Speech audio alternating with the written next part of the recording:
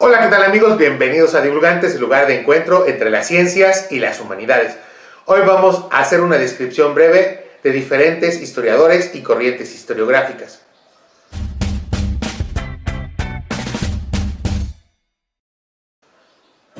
En varios videos he estado tratando el asunto de la historiografía. En este video vamos a hablar de historiadores y sus aportes historiográficos. Vamos a empezar con Heródoto en el siglo V, que dice que escribe historia por su voluntad de distinguir lo verdadero de lo falso. Después, Tucídides busca la confrontación o el análisis de fuentes orales y escritas, y en su historia de la guerra del Peloponeso, Tucídides busca la causalidad de los hechos históricos y también la similitud entre los hechos del presente y los del pasado. En el siglo II a.C., Polibio en su Pragmateia aborda la cuestión de los cambios de regímenes políticos y busca causas internas o intrínsecas al desarrollo de la historia más que responder a fuerzas externas. Ya en el siglo XIV, el historiador musulmán Ibn Khaldun escribe una historia universal y en él habla de la evolución social y política, y para lo cual sugiere razones económicas y sociales como fuente del cambio histórico. Y ahora nos saltaremos a la Ilustración. Por ejemplo, hablaremos de Condorcet. Para Condorcet, la historia no es un asunto de cambios políticos, sino que la historia lo que debe reflejar es la idea de progreso, es decir, el avance intelectual, el avance del conocimiento de los seres humanos. Y confronta esta idea del avance del saber frente a los conocimientos tradicionales.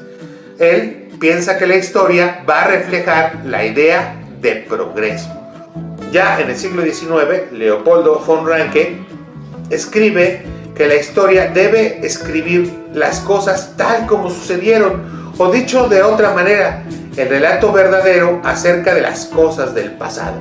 Lo que busca Ranke, o lo que cree encontrar, es que puede dejar fuera del conocimiento histórico el proceso de la interpretación.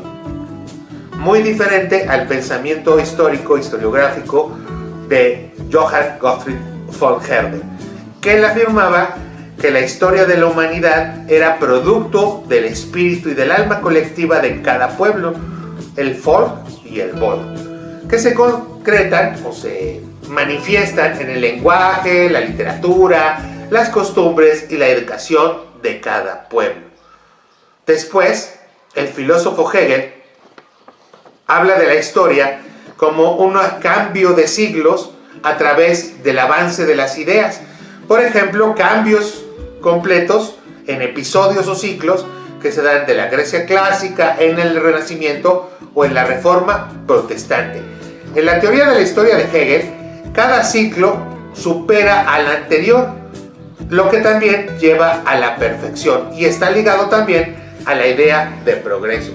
Y así cada ciclo llevaría hasta donde ya no se pudiera avanzar más, y lo que marcaría el fin de la historia. Y todas estas ideas van a ser importantes después porque van a repercutir en la historia de las ciencias y de las humanidades. En el siglo XIX, Marx cambia la intención de Hegel y ya el motor de la historia no se encuentra en las ideas, sino en las formas en las que se organiza la sociedad para cubrir sus necesidades materiales. De ahí la idea del materialismo histórico. El motor de la historia sería esta manera de organizarse de las sociedades para cubrir sus necesidades materiales a través de clases, y la lucha de clases sería el motor de la historia. Para 1928, en esa década, surge la llamada Escuela de los Anales, que fue fundada por Lucien Fauvel y Marc Bloch, y ellos, en su visión historiográfica, amplían el desarrollo de la historia para tener la confluencia de otras disciplinas no solo de las humanidades, sino también de las ciencias sociales, como la sociología, y se proponen además rescatar el papel activo del historiador en la interpretación histórica. Otro historiador de la misma escuela es Fernand Braudel, y él convoca a la geografía, a la economía, política y a la sociología para ampliar la interpretación histórica. Otro historiador de la misma escuela, ya de la tercera generación, Jacques Le Goff, en su texto Hacer la historia de 1973, habla de la historia de las mentalidades o de la historia de las ideas. Es decir, se centra no solamente en la acción individual, sino en las representaciones colectivas, en las ideas de los grupos. Y vamos a cerrar esta versión mínima de historiadores e historiografías con Michel Foucault. Él se encuentra en las barreras entre la historia y la filosofía y escribe de temas como la muerte, el miedo, la locura, la sexualidad o el poder.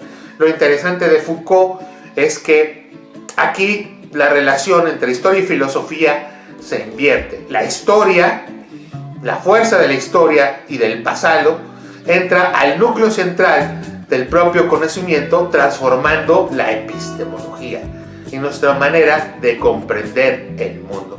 Y bueno, esto fue todo por el video de hoy. No te olvides de suscribirte al canal y darle un like si te gustó el video. Hasta luego, amigos.